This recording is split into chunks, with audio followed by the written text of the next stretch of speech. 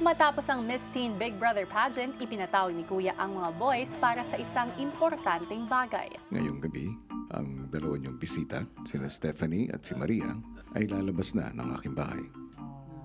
Dahil kayo ang bumubuo ng welcome committee, nung sila ay dumating, inaatasan ko kayo na kayo na rin ang bumuo ng send-off committee. Agad sinabi ng boys ang balita sa iba. They're gonna leave tonight. They're gonna leave tonight. I was thinking about na isa-isa na tayo magbibigay sa kanila ng mga message one by one. Maya-maya pa, Got some bad news. It's your last night here in PBB house.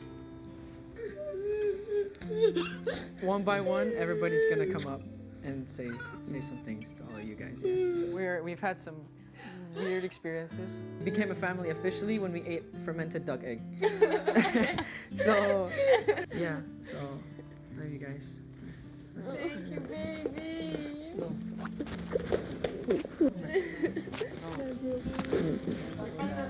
si Maymay hindi mapigil ang kanyang emosyon.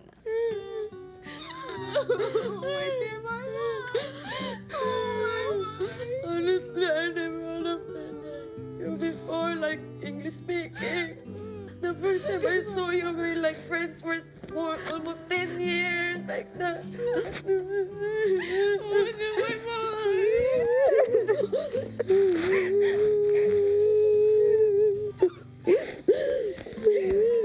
Gusto mo talaga sila as a sister. Talagang ayaw mo na mawawala. Oh, Mama mia. Oh my. I remember. Oh, Dio. Oh, Dio.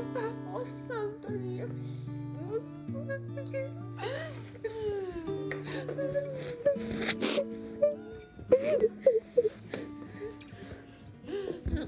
When you know them and then you don't have them anymore, something is missing. Oh, come on! 3 days, 3 nights! It's like we've known you forever. Now you have our sister. And I got to experience older sisters. I never got older sisters. Now you have. I miss them so much. I really like them. I found my big sister because I'm the oldest. I never felt this way before. Okay. That's enough. That's enough. Mommy. Natutunan ko po na even though na nanggaling ka sa ibang culture or sa ibang bansa, na iba yung blood mo, hindi po yun yung basihan para magkaroon ka po ng kaibigan. Si Yong na ang magsasalita, ininterpret ito ni Christian para maintindihan ni na Steph at Maria.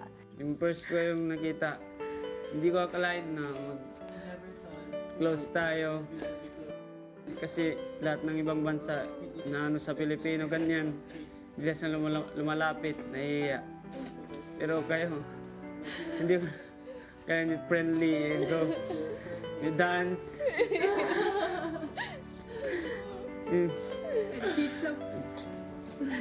You close and do my best in English. Baby.